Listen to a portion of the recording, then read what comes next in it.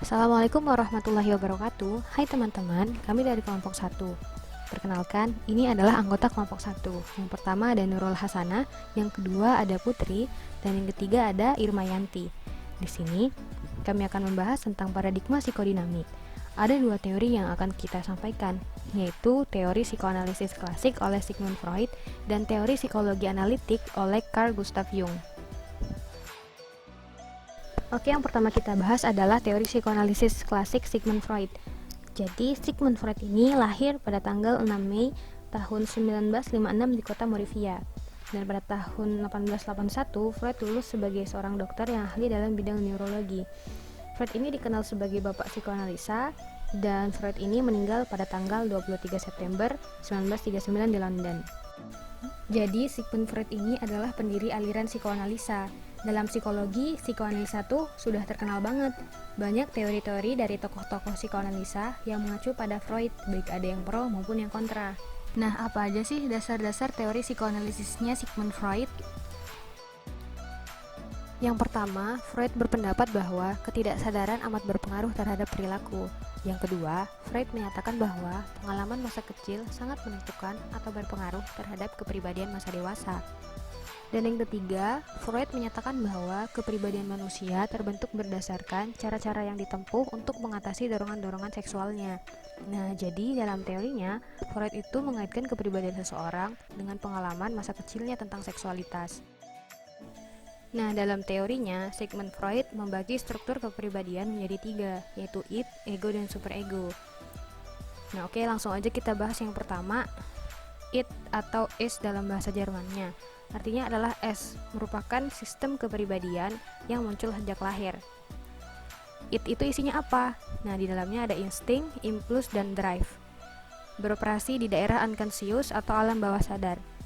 Dan biasanya bekerja berdasarkan prinsip kenikmatan atau pleasure principle. Berusaha mendapatkan kenikmatan dan menghindari rasa sakit. Prinsip kenikmatan ini bekerja dengan dua cara, yaitu refleks dan primary process. Contoh refleks itu seperti kedipan mata, menggaruk saat gatal, menguncak mata saat kelilipan. Jadi itu tiba-tiba aja dan gak ada kepikiran. Lalu proses primer adalah proses membayangkan atau aktivitas membayangkan untuk mengurangi tegangan. Membayangkan sesuatu ini dinamakan wish fulfillment. Misalnya membayangkan suatu objek atau membayangkan menjadi kaya dan lain sebagainya.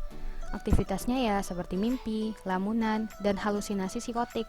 Jadi tuh nggak mampu untuk membedakan mana yang benar dan mana yang salah. Jadi prinsipnya tuh nggak tahu moral.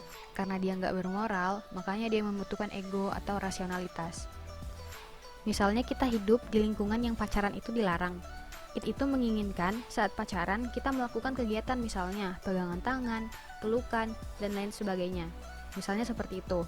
Nah, itu dia nggak tahu moral. Dia pengennya pegangan tangan, pelukan, dan lain sebagainya. Makanya dia butuh rasionalitas. Kira-kira ini pantas nggak kalau misalnya pelukan, gandengan di depan banyak orang? Kira-kira itu bermoral nggak? Maka muncullah ego. Ego menimbang, ini sebenarnya boleh nggak sih? Ini sebenarnya melanggar nggak sih? Ini sebenarnya banyak resikonya nggak sih? Jadi seperti itu. Oke, kita lanjut ke ego atau das ich. Ego itu adalah rasionalitas. Di sini, ego mampu memahami realita yang ada. Makanya namanya prinsip reality atau reality principle. Jadi kerjanya berdasarkan realita yang ada. Disinilah secondary proses itu terjadi. Jadi udah lewat primary proses dari itu tadi. Secondary proses yaitu berpikir secara realistis. Nah, ego ini sebagai eksekutor. Jadi dia yang akan memilih apakah akan cenderung pada it atau cenderung pada superego. Tugas ego itu ada dua. Yang pertama, memilih stimulus atau insting yang prioritas.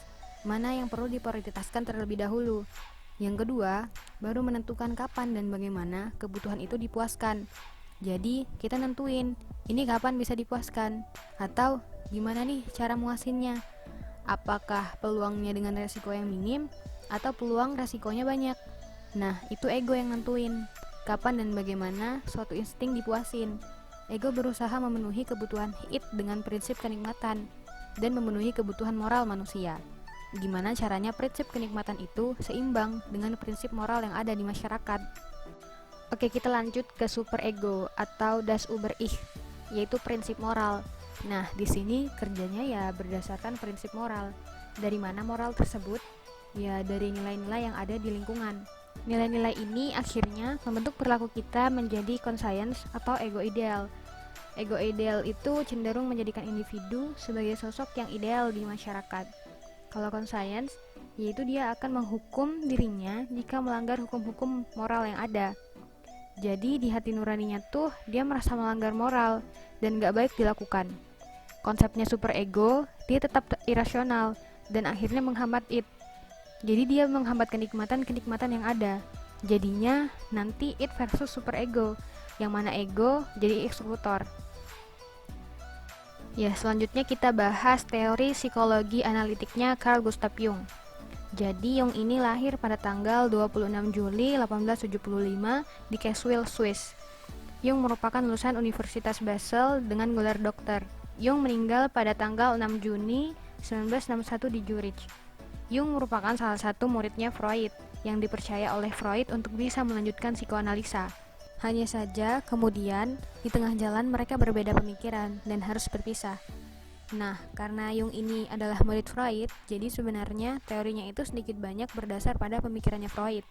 Ada hal-hal yang sama dan kemudian Jung selayaknya murid mengevaluasi pemikirannya Freud, sehingga ada hal-hal yang berbeda. Jadi dasar teorinya Jung ini adalah, pertama, menolak pandangan Freud mengenai seksualitas, karena tidak hanya seksualitas yang penting, tapi juga sebanding dengan makan dan minum. Kedua, tingkah laku manusia tidak hanya dipengaruhi oleh masa lalu, melainkan juga dengan pandangan dan harapannya tentang masa depan. Nah, selanjutnya struktur kepribadian. Struktur kepribadian Jung ini berbicara tentang kesadaran dan ketidaksadaran. Sama seperti Freud, hanya saja Jung membagi ketidaksadaran menjadi dua, yaitu ketidaksadaran pribadi atau personal dan ketidaksadaran kolektif. Yang pertama, tentang kesadaran, merupakan sesuatu yang bisa dirasakan oleh ego. Jadi apa-apa yang bisa dirasakan oleh diri kita, itu berarti berada dalam alam kesadaran. Nah, kedua, ketidaksadaran pribadi.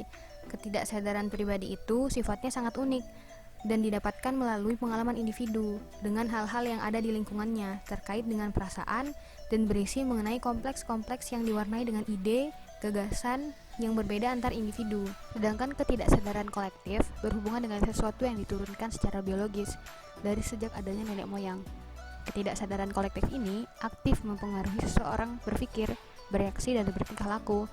Dan di dalamnya ada yang dinamakan arketip, yaitu kumpulan dari sekian banyak pengalaman hidup yang berulang. Pertama, ada persona, yang artinya topeng. Setiap individu itu memakai topeng dalam berinteraksi sosial. Jadi dia menggambarkan kesan yang ingin ditampilkan kepada orang lain atau pencitraan. Yang kedua ada anima animus, yang menunjukkan sisi feminin dan maskulin yang ada dalam diri manusia. Yang ketiga ada shadow, yang artinya bayangan. Ini merupakan sisi gelapnya sifat manusia, yaitu semua keinginan dan emosi yang tidak sesuai dengan norma. Yang terakhir ada self. Self ini yang memotivasi perjuangan seseorang menuju diri yang sejati. Oke, mungkin itu saja pembahasan kami mengenai paradigma psikodinamik, teori psikoanalisis klasik Sigmund Freud, dan teori psikologi analitik Carl Gustav Jung. Terima kasih sudah menonton. Wassalamualaikum warahmatullahi wabarakatuh.